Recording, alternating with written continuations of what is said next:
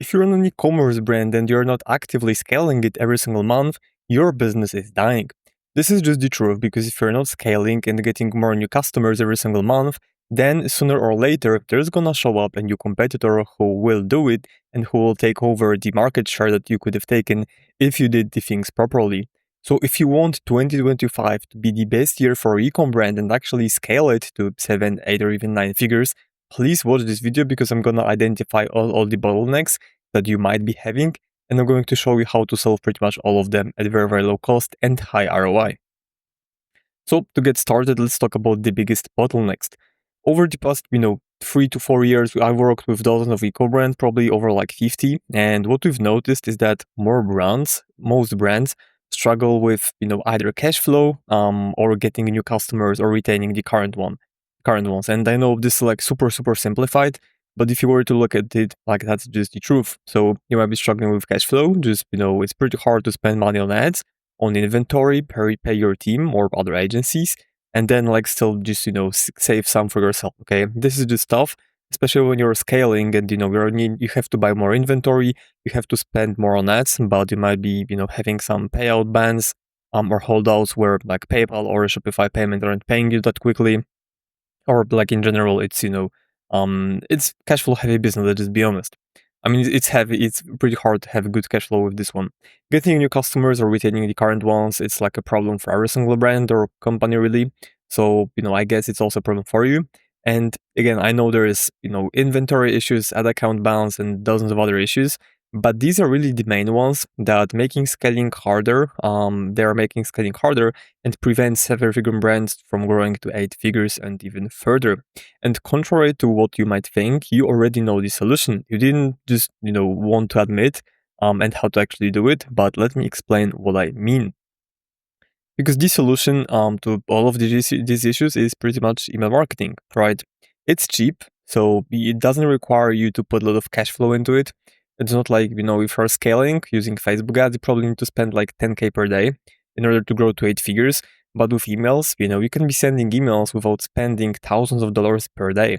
You can get very, very high ROI very easily, which is pretty much double-digit ROI. It isn't unheard of where you can get 36 to 42 ROI, which is you're getting 36 to $42 for every single $1 that you spend, which is just crazy. Plus, you can be flexible with your targeting messaging. And on top of that, the results are pretty much instant, right? Because with organic or SEO, let's say, it takes time to see the results and it isn't that instant. It is instant with ads as well. But with ads, again, you need to be spending thousands of dollars every single day. Whereas with emails, you're not spending pretty much anything and you can be getting instant results, instant sales. And with the flexible targeting messaging, you can target both non-buyers, which is getting more new customers, and you can also target buyers, which is just retaining the current ones, okay? So, as I said, you can target both of them depending on what you're trying to achieve. Because if you're struggling with just getting new customers, I mean, all right, probably if you were to go to your Klaviyo account and create non-buyer segment, that would be like 50% of your entire list. And the only thing you would need to do to get more customers through the door is send 2 to 3 campaigns a week, and you'll just keep getting new customers. If your retention is low, on the other hand, it's completely fine too. You can send between 2 to 3 emails a week to your previous buyers and re-engage them. That could be, promoting different products, cross-selling them, upselling, and so on and so on. You can achieve both of these at the same time as well if you do it correctly. So the number one thing that you should be doing if you really want to grow further is just sending more, okay? This is the primary and like main way to make more money with emails. If you are sending 1 email per month, then let's say even if you make, 5K per campaign, then you're only gonna make 5K. But even if you send 10 campaigns and like if you send more, than revenue per campaign will drop. But even if it drops to, let's say it drops by 50% and it drops to 2.5K per campaign, but you send 10 of these, then you still made 25K instead of 5K, right? And you can, like, if your list is bigger, you can add 1 0. So instead of making 50K, you would make 250K, okay? And this is just how it works. And that's even if you're, doing any email marketing at all. Brands often have a lot of concerns and are afraid to send more than 3 emails a week. But, the truth is that this might be right if you make the mistakes I'm about to show you. But I want to address all of your concerns and remove your limiting beliefs, because this is really what it is. Like, if you believe that sending 3 campaigns per week will destroy your brand and, will spam your audience. This is a self-limiting belief, because if you look at those top brands, they're sending like 3 to 4 to 5 emails per week, and they're growing, and they're the biggest in the world in their, specific niche or industry. And they're, not losing their business because they're sending 1 or 2 emails more than they think they should be doing. Okay. So let me target your, limiting beliefs and what ifs. And like, it's all completely fine if you have them. It's just, I want to remove them, because trust me, changing your mindset on sending more emails will make you so much more money in the long run that it's really worth it. So the first objection that, usually I hear from brands is like, what if I annoy my subscribers? Well, just send content that won't annoy them. It's as simple as that, really. You want to send good content to the right segments, and people who will want to see it, they will see it. But those who don't want to see this will unsubscribe, and this is fine. And I want to, standardize the unsubscribe rate or unsubscribes being a good thing, a normal thing, because this is like the, natural process for cleaning your list, right? You don't need to manually remove those profiles thinking they are not interested. If someone is not interested, they'll unsubscribe, and that's fine. You might be like, okay, but I'm losing my subscribers. Well, yes, but you're losing subscribers who wouldn't buy from you anyways. Like, if someone unsubscribed, the chances of them buying are extremely low. And then you would still need to keep paying for this profile in your software, making your Klaviyo bill bigger and bigger, and then so on and so on. Your deliverability would get worse because they are not opening your emails, and it really causes a lot of problems that, if they unsubscribe, you're not having any of these. So it's a good and normal thing. Obviously, if your unsubscribe rate is crazy, like 10% or like 1% or 3%, then yes, that should be your concern. But trust me, it might be the case at the beginning once you increase your volume. But after that, your subscribers will get used to it, especially if you send good content. They'll be actually waiting to get an email from you. Now, what if your emails go to spam? Where they won't, if you have the right technical setup in place and use the right segments. More on that later, so no worries, they won't be hitting spam folder at all.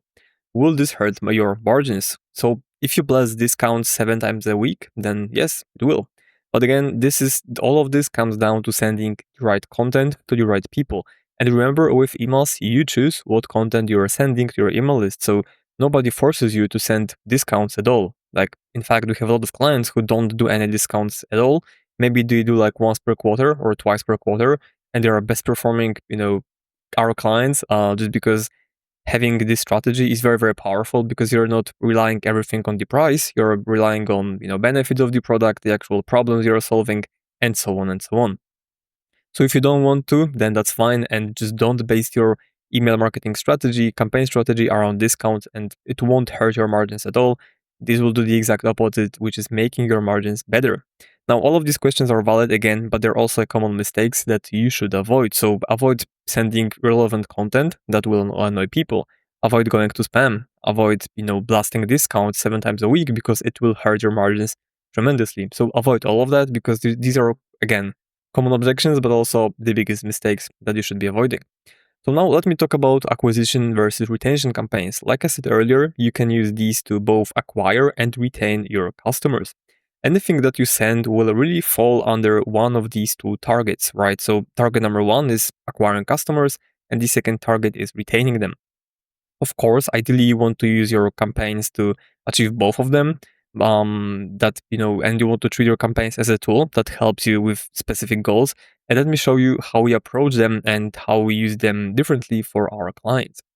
So acquisition campaigns. This should be your primary focus if you're struggling with getting new customers, your customer acquisition cost is high and it's constantly rising, and you are not first order profitable, or you just have an exceptional retention rate. So we had cases where we managed to get customer acquisition cost down by 25% by using these acquisition campaigns. But we also have clients with 70 to 80% retention rate, so it makes more sense to focus heavily on the acquisition side, as anyone who we acquire has 80% chances of staying with us and buying again, which is very, very high. And what I mean by that is, obviously you want to both acquire and retain your customers with those campaigns. But if 80% of everyone who buys from you will buy from you again anyways, then you can put more effort into acquisition campaigns, because like I said even earlier, is 50% of your list, more or less. This is something we've noticed, but half of your whole list is non-buyers. So even if you can turn those 10% of those people over time into buyers, then it's gonna have like super big snowball effect with such high retention rate, okay?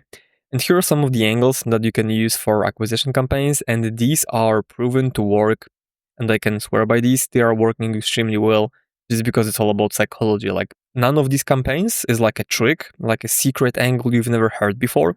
No, these are the exact, objections that people have and will have and used to have as well. So the first campaign is FAQs. There are FAQs for a reason. People have questions, just answer them. Mythbusters. So again, this is like busting limiting beliefs, like with my other slide where we had what ifs. I showed you or explained why these are not true. You should do the same with your product. Your USPs, so us versus them, you want to compare yourself to your competitors and position your product as a superior solution. Or you also want to show life with and without your product, because you want to show the difference it makes in day-to-day life. It's a very, very powerful angle. Then you want to talk about guarantees and just risk removal. So people have a lot of questions. What if I don't like it? What if I want to return it? And so on. So just remove all of these and show your guarantees, and that will help. Social proof. So, one of the objections is it going to work for me? Does it really work for others? You kind of want to prove people wrong that, like, yeah, we actually have people using it. It actually works. And you can see some of those right there. And really anything else that will solve the most common objections specific to your brand and product. Again, these are like evergreen campaigns, the ones that I just mentioned right now. But, I'm not able to go and show you every single campaign that would apply for your business. But these are evergreen ones that you can really tailor to your brand, to your product and messaging. And I'm sure they are going to do very, very well. Now let's talk about retention campaigns. So this should be your primary focus unless your retention rate is exceptional. And by exceptional, I mean, again, 70 to 80% because this is a very high retention rate. And if it's that high, then you still want to be sending those retention campaigns to one-time buyers, for example, or people who don't have an active subscription. But if your retention rate is higher than that, then I would really put more focus towards these acquisition campaigns. But if it's lower, then keep an eye on these retention campaigns as well. Because even again with churn like that, you still want to be sending the campaign to those people once a week at least, to maintain this level and keep it growing over time. The primary goal is to maximize your revenue and profit per every single customer. Very, very simple. The content you send will depend a bit on the segment you're targeting, but overall you should be, sending anything that promotes subscriptions, complementary products, so cross sales, loyalty programs, and then relationship building campaigns. All of these are very important because they not only get your customers to buy from you again, but they also build trust and then they build your brand. Like if someone becomes a fan of your brand, they'll buy again no matter what, okay? So you want to like mix both of these where yes, you want to sell more, but you should also aim to get these people to become your fans. And here are some of the email campaigns that you can send as an example. So if you bought one of our products, then the other product will be a perfect match. You want to promote your loyalty program, referral program. You still want to talk about your USPs because if someone has a problem and they bought your product to solve it, and it worked for them, then they might still start comparing you to others, being like, okay, maybe this brand is better, maybe it's cheaper, maybe it's more convenient, maybe, I don't know, I like the color more or whatever, okay? So you still need to be comparing yourself to others in some cases. Review requests, because you still want to be, getting more reviews. You want to be promoting bundles just as a higher AOV products or SKUs. You want to be always talking about your new arrivals, products that are back in stock, fun facts about your product. This is more of a relationship building campaign where you're just educating people, on the product even further, why you need more than one product. So the example I like to use is with air purifiers. If you have, let's say, multiple kids and you have just one air purifier, so it's not ideal because you want to have like one for each room to keep the air clean in every single one. That's why, this is a great angle showing why you need more than one. And also long-term benefits of our product. This really applies to the supplements niche or like health and wellness in general, because sometimes people will buy, 1 month worth of supplements where in some cases it takes 60 to 90 days to see the results. So we want to make people aware like, hey, you might have not seen them in the first month, but like no worries, it happens. You still are, the chances of you seeing them in the second or third month are pretty high. So just keep using it and then you'll see the benefits. Now let's very briefly talk about segments, because all of that sounds great, but how do you actually create segments and target them? And to be honest, segmentation doesn't have to be complicated, and it really isn't. I recommend you focus on the 4 segments categories below. That I'll show you definition for each in a second. I will have like separate slides for each. But the 4 main segments you want to be targeting is your engaged segments, buyers, non-buyers, and then unengaged. The fourth one will be something that you really want to target way less than the other 3, but I'll show you how to re-engage your old subscribers in a way that doesn't really mess up your domain's reputation or your deliverability at all. So this is the first segment, which is just the engaged one. This is again a base for your whole email marketing strategy because you want your deliverability to be high. So if you're sending to this segment, you're going to have high open rates or high click rates, and this segment itself will still be fairly broad and fairly big. So the volume that you're sending to is going to be very, very nice, and it will be generating sales. But then what we can do and what we like to do is create the 2 variations of the engaged segments, which is engaged buyers and engaged non-buyers. First of all, we prefer to include both of these, even when sending to the primary, to this one segment. We want to include both of these because if we go to Klaviyo audience breakdown, we will be able to see, how much revenue came from buyers and how much came from prospects. It's just for the analytics and getting more data thing. But then even if you want to target buyers on non-buyers, you already have the pre-made segments which you can target with the right messaging. Then we have non-buyers, so this is everyone who never bought from you, right? Again, this is probably going to be around 40 to 50% of your whole list, sometimes even more. So make sure that you create it, even though you don't want to be targeting it at once because you'll mess up your deliverability, but you still want to have this whole segment to see how many non-buyers you actually have on your list. Then you have buyers or one-time buyers, so people who either bought from you at least once or people who bought from you exactly once, right? And this is going to be important because ideally you want to turn first-time buyers or one-time buyers into repeat buyers, so that's why you're going to need this segment. Now, how do you re-engage dead old profiles? Because I also mentioned your unengaged segment, and you should be re-engaging these subscribers once per month. This is usually the right frequency. If you do it more, then your deliverability will most likely suffer. You don't want to target your whole unengaged segment at once, because that would put your emails in the spam folder very, very quickly. Instead, what you want to do is use sample segment members option in Klaviyo and add them to one of your campaigns where you target the engaged segment. Because if you haven't been emailing your email list frequently, I would just make a goal of emailing everyone on your list at least once. And then you want to start with re-engaging your old buyers because their email engagement should be better just because they're familiar with the brand. They've opened some of your emails probably, some time ago, and the chances of them opening are way, way higher. Then you want to expand to non-buyers. And after you do all of this, your engaged segments will also grow significantly, and so will your revenue. So to summarize it very quickly, let's say you're sending, your campaign to engaged segment, engaged 60, so people who opened or clicked an email in the last 60 days. Then you want to take your unengaged segment, go to segment options, samples, segment members, something like that, and then take 10 or 20% of this segment and just add it to your regular engaged 60 segment. This should be a perfect mix of engaged people and then unengaged ones, where your whole campaign-wide open rate and click rate and deliverability in general will be still decent because you won't sacrifice anything at all. So this is exactly how you do it. Now here is the time for the hardest part, because once you figure out all of this, there is one more thing you need to do. It is hands down the hardest part, but it is the most important one. You need to keep doing the above consistently every single week for years to come. Again, I know that it might sound simple, but trust me, this is really the hardest part, being consistent with all of this every single week, no matter what. You can have weeks where, your campaigns aren't hitting, they're not making that many sales, but trust me, if you stay consistent, you will have weeks that are gonna make up for this twice or even thrice. You're gonna make so much money with these campaigns that it's gonna be definitely worth it. Because the truth is that trends come and go quickly, but fundamentals stay. Out of other marketing channels, email is by far the oldest and most proven one, with huge user engagement every single day. There's literally 4 billion of people opening emails every single day.